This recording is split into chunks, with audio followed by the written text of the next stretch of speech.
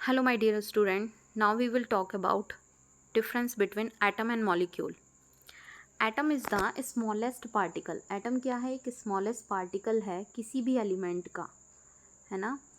तो अगर मैं यहाँ पर हाइड्रोजन लिख रही हूँ तो इसका जो स्मॉलेस्ट पार्टिकल होगा जो किसी भी केमिकल रिएक्शन में, जैसे मैं कोई केमिकल रिएक्शन लिख रही हूँ, H2 plus O2 gives 2H2O होगा ना. तो ये क्या है, किसी भी केमिकल रिएक्शन में पार्ट ले सकता है ये एलिमेंट, है ना. एलिमेंट का सबसे स्मॉलेस्ट पार्टिकल.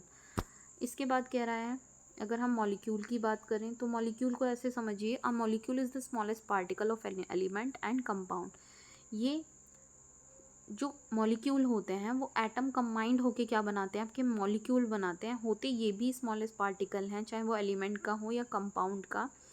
और that has a which has a property of element and compound. अब मॉलिक्यूल के अंदर वो प्रॉपर्टी पाई जाएगी चाहे वो एलिमेंट की हो या कंपाउंड की हो, है ना.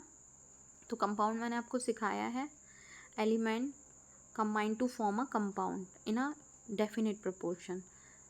जब एलिमेंट्स को आपस में मिला दिया जाता है किसी डेफिनेट प्रोपोर्शन में तो वो क्या बना लेते हैं, कंपाउंड बना लेते हैं. एटम क्या हो गए, जो स्मॉलेस्ट पार्टिकल, और इन स्मॉलेस्ट पार्टिकल को जो मिला देते हैं तो मॉलिक्यूल बनता है. अब ये एटम जो होते हैं मे और मे नॉट एग्जिस्ट इंडिपेंडेंटली. ये अकेले भी पाए जा सकते हैं, इंडिपेंडेंटली भी पाए जा सकते हैं और नहीं भी पाए जा सकते.